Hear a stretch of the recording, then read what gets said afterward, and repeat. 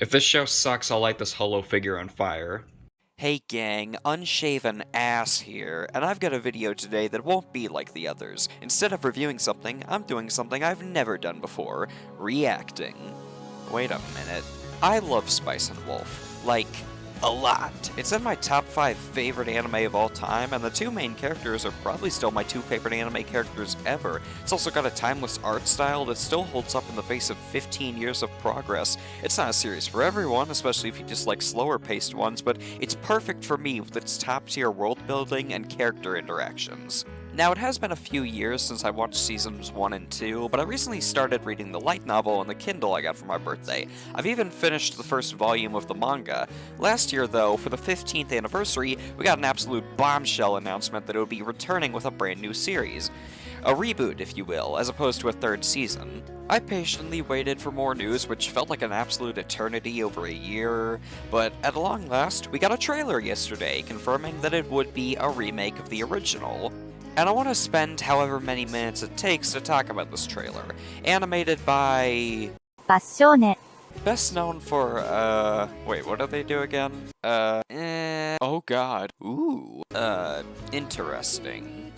I don't actually blame them for getting a new studio to do this one. In fact, seasons 1 and 2 were both done by different studios, with 2 being done in collaboration by 2 different studios, and only one of those 3 studios actually still does much in terms of regular anime seasons. There is one major difference right off the bat between these 2 shows, though, and it's probably the most controversial change: the art style. Yes, I think it lacks some of that late 2000s charm that helped the original series hold up today. The new one will inevitably look soulless to some, and indeed I would prefer something that looks modern while still having a hint of that 2008 series style.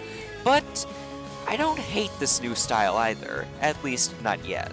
In fact, while rewatching the trailer, I actually noticed Holo looks much closer to illustrations from the light novel than she did in the 2008 series. I mean, just look at this side by side here.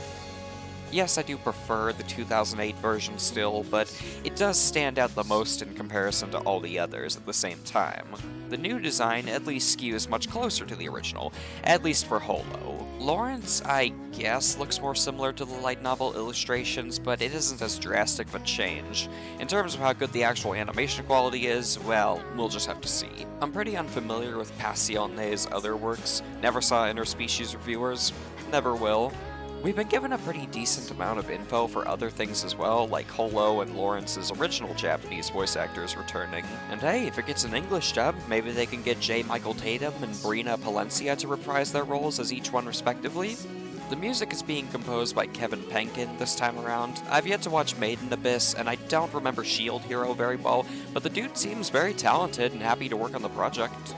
And, that's all the stuff we know that I'm willing to talk about, so then we can move on to... First of all, I want it to be good. No shit. I don't think it'll eclipse the original, at least in terms of what was animated in the 2008 series, but please just let a new generation of weebs enjoy Spice and Wolf, and don't let it be disappointing like Passione's Higurashi remake.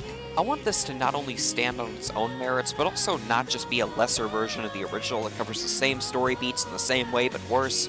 Next, I want it to adapt more, plain and simple. Obviously, the original has fallen behind on the source material, seeing as it's been 14 years, and I am kinda disappointed we aren't getting a season 3 to that original series, but even if it takes a few years, I'm willing to wait it out for the new series to adapt more, assuming it gets greenlit for enough seasons. But even the original was missing elements from the light novel from the pages it chose to adapt. If this new series wants to make itself more definitive, shit, just leave fewer things behind from the light novel. That's a pretty good start, honestly. In addition to that, anything this new version decides to add better have some value to it.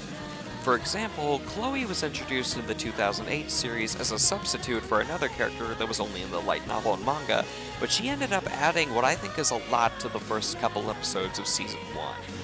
And, that's kinda all I've got to talk about for now. I'll have more to say as we get closer to the 2024 release date, and inevitably get more info, but with this short of a trailer, I really don't have much to work with.